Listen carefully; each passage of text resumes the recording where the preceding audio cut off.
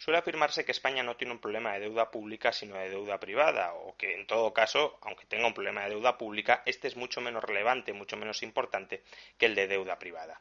¿Pero es esto así? ¿Es verdad que el problema más grave de España es de deuda privada y no de deuda pública?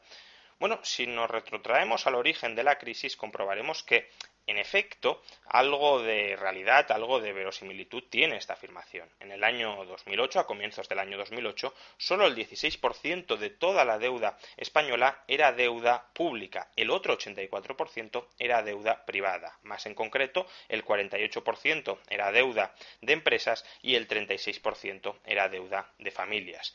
No olvidemos que en el año 2008 nos hallábamos al final de una larga burbuja inmobiliaria durante la cual las familias se habían hipotecado, se habían endeudado para comprarse una vivienda y muchas empresas se habían endeudado para construir esas viviendas. Era el caso, por ejemplo, de los promotores inmobiliarios. Pero en todo caso, en el año 2008, a comienzos del año 2008, solo el 16% de toda la deuda habida en España era deuda pública. Y de hecho, si observamos cuál era el peso de la deuda pública sobre el PIB, vemos que en el caso de España teníamos uno de los sectores públicos menos endeudados de toda Europa. Solo el 36% de la deuda del PIB estaba representado por deuda pública. En cambio, en otros países la deuda pública ascendía o equivalía al 60, el 80 o incluso el 100% del PIB. En el caso de Francia y Alemania, la deuda pública superaba el 60% del PIB, en el caso de Bélgica superaba el 80% del PIB y en el caso de Italia o de Grecia superaba el 100% del PIB. Por tanto, España aparentemente tenía un sector público bastante austero con bastante solvencia financiera. Sin embargo, a partir del año 2008 todo esto empezó a cambiar. Hasta el año 2007, en 2005, 2006 y 2007, las administraciones públicas españolas habían mantenido un razonable superávit presupuestario que justamente les había permitido amortizar deuda pública y presentar unas ratios de deuda pública sobre el PIB que, como acabamos de ver, eran muy positivas y muy favorables en términos comparativos. Sin embargo, a partir del año 2008, las administraciones públicas españolas comienzan a endeudarse masivamente. En el año 2009, el año del Plan E, el año en el que el keynesianismo estuvo más en boga, las administraciones públicas españolas acumularon un déficit de casi 120.000 millones de euros.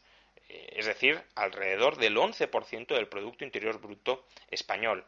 Se trata del mayor o uno de los mayores déficits de todo el mundo, de toda Europa, sobre todo si tenemos en cuenta de dónde veníamos. En el año 2007, como hemos comentado, España tenía un superávit público de más de 20.000 millones. Es decir, en apenas 2 años pasamos de un superávit público de más de 20.000 millones a un déficit de casi 120.000. Estamos hablando, por tanto, de una expansión fiscal, de un estímulo fiscal de 140.000 millones en apenas 2 años.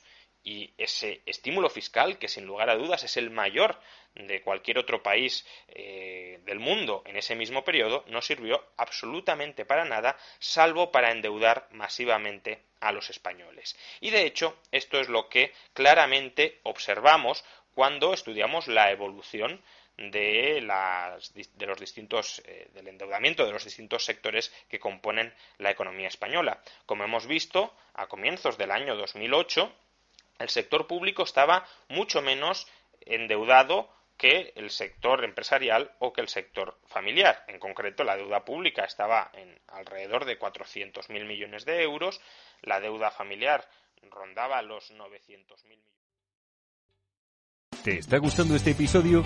Hazte fan desde el botón Apoyar del podcast de Nivos. Elige tu aportación y podrás escuchar este y el resto de sus episodios extra. Además, ayudarás a su productor a seguir creando contenido con la misma pasión y dedicación.